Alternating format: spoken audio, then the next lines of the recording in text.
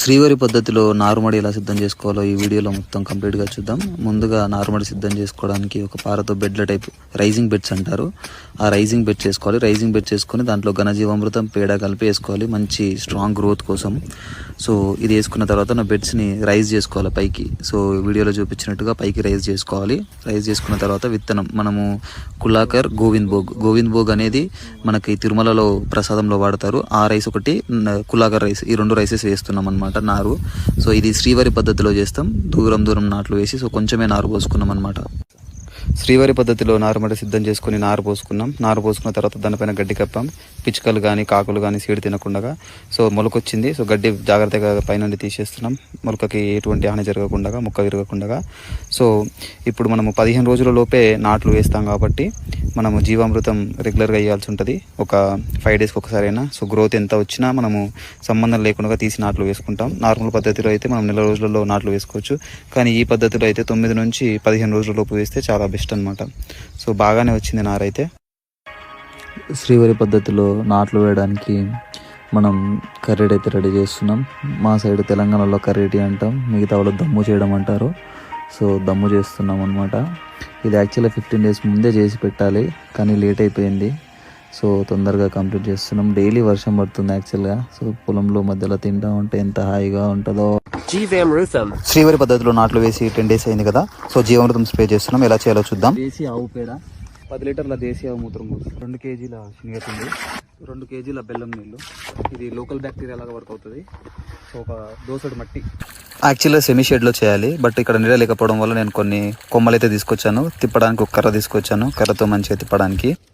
Prepare చేసిన తర్వాత మనము క్లాక్ వైజ్ డైరెక్షన్ తిప్పాలి. క్లాక్ వైజ్ అంటే సవ్య దిశ, అంటే గడియారములు తిరిగే దిశలో మనం దీన్ని తిప్పాలన్నమాట.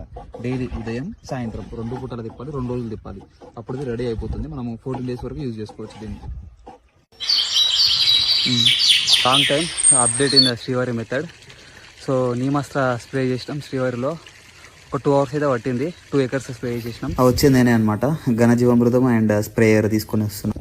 శ్రీవారి మెథడ్లో చాలా డేస్ తర్వాత అయితే అప్డేట్ ఇస్తున్నాను. సో మనము శ్రీవారి మెథడ్లో వేసి 60 డేస్ అయింది. నీమాస్త్ర ఎలా ప్రిపేర్ చేయాలంటే ముందు వీడియో చెప్పాను. ఫస్ట్ ఫిల్టర్ చేసి డైల్యూట్ చేయకుండా డైరెక్ట్ స్ప్రే చేయాలన్నమాట. ఇది చాలా ఎఫెక్టివ్గా పనిచేస్తుంది. ఇది మనం వచ్చేసి ఒక్కొక్క కర్ర నాటం అనమాట. సో మీరు ఇంతకుముందు వీడియోలో చూడొచ్చు అది. సో చేను ఎలా అయిందో కామెంట్ చేయండి. అండ్ ఈ స్ప్రేయింగ్ ఫాస్ట్ ఫార్వర్డ్లో చూడొచ్చు మీరు ఎలా స్ప్రే చేసామనేది. ఇలానే మనకు ఒక 2 acres చేసాము. చేను పొట్టకైతే వచ్చిందండి. మనము పుల్లటి మజ్జిగ స్ప్రే చేస్తాం. దీని వల్ల మనకి పాలినేషన్ అయితే బాగా అవుతుంది. దోమ తెల్లగుల్ల రాకుండా నివారిస్తుంది. 0 కెమికల్, అసలు కెమికలే వేయలేదు మనం. రైతులందరికీ ఒక అపోహ అయితే ఉంటుంది, మన పొలాలన్నీ కెమికల్ తిని ఉన్నాయి, కెమికల్ వేయకపోతే పండదు అని. మేము ఎలా చేసామంటే దీనికి ల్యాండ్ ప్రిపరేషన్ బాగా చేసి జీవామృతము, ఘనజీవామృతం ఇవ్వడం జరిగింది. దాని వల్ల చేను హైట్ ఇంతలా పెరిగింది. అండ్ సీడ్ కూడా దేశీ సీడ్ అవ్వడం వల్ల ఇంత మంచి గ్రోత్ అయితే వచ్చింది. మీరు కూడా న్యాచురల్ గా కానీ ఆర్గానిక్ గా కానీ పండించుకోవాలనుకుంటే దానికి కావాల్సిన ట్రైనింగ్ అయితే ఇవ్వడానికి మేము సిద్ధంగా ఉన్నాం. మీరు వచ్చి చేనును చూడొచ్చు ఎలా పెంచాము ఏంటి అనేది. ఇది గోవింద్ భోగ్ అనే రకం అండి. ఇది దేశీ వెరైటీ. ఇది సన్న రకం వడ్లు, పేరులోనే గోవిందుడు ఉన్నాడు. దేశీ రకం బియ్యంలో మనకి రోగనిరోధక శక్తి పెంపొందించే గుణాలు అయితే ఉంటాయి. కాబట్టి అందరూ దేశీ రకమైన బియ్యం దొరికితే తినడానికి ప్రయత్నం చేయండి. మీరు కూడా రైతు కుటుంబం నుంచి అయితే మీ ఇంట్లోకి కొద్ది భాగం రైస్ అయితే వేసుకోండి. సీడ్ మరియు పంట ఎలా పండించాలో నేను ఎక్స్ప్లెయిన్ చేస్తానండి. మరి A day of little happiness. సత్యం ఎవ్వరేమనుకుంటున్నా నీ దారి నీదే నిత్యం.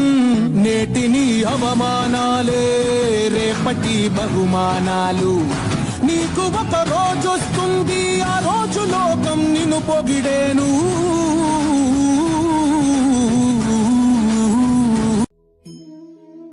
మనమైతే గోవింద్ భోగ్ మరియు కులాకర్ రైస్ అయితే హార్వెస్ట్ చేసాము. సో అందరూ సీడ్ కావాలి, రైస్ కావాలని అడుగుతున్నారు. సో దీన్ని అయితే మనం మగ్గబెట్టాల్సి ఉంటుంది. అట్లీస్ట్ 6 నుంచి 9 నెలలు మగ్గబెట్టిన తర్వాతనే సీడ్ కానీ బియ్యం పెట్టడానికి ఇవ్వాలి. లేదంటే మనకి సీడ్ ఎలా అవుతుంది మీకు లైవ్ గా చూపిస్తాను. నా దగ్గర 9 months బ్యాక్ మగ్గబెట్టిన సీడ్ ఉంది, ఫ్రెష్ గా హార్వెస్ట్ చేసిన సీడ్ ఉంది. నేను రెండిట్లో మీకు డిఫరెన్స్ చూపిస్తా. చాలా మంది ఏంటి అంటే కోసిన వెంటనే అమ్ముతున్నామని చెప్తున్నారు. సో అది కరెక్ట్ కాదు, అలా అమ్మకూడదు. మీరు కూడా కొనే ముందు కొంచెం తెలుసుకోండి. ఆర్గానిక్ ఫుడ్ అనగానే, న్యాచురల్ ఫార్మింగ్ అనగానే కొంతమంది స్కామ్ చేస్తూ ఉన్నారు బయట మార్కెట్ లో. సో వాటి నుంచి మీరు మిమ్మల్ని మీరు పెట్టుకుని సరైన ఆహారం తినాలి. లెఫ్ట్ హ్యాండ్ లో ఉన్నాయి అయితే last 9 months back harvested, right hand లో ఉన్నాయి అయితే ఈ ఇయర్ హార్వెస్టెడ్. వీడియోలో పెద్దగా డిఫరెన్స్ క్యాప్చర్ చేయకపోవచ్చు, బట్ స్టిల్ మీకు కలర్ లో కానీ దాని మెడిసినల్ ప్రాపర్టీస్ లో కానీ చాలా చేంజెస్ అయితే వస్తాయి. ఖచ్చితంగా 9 months మగ్గబెట్టినవి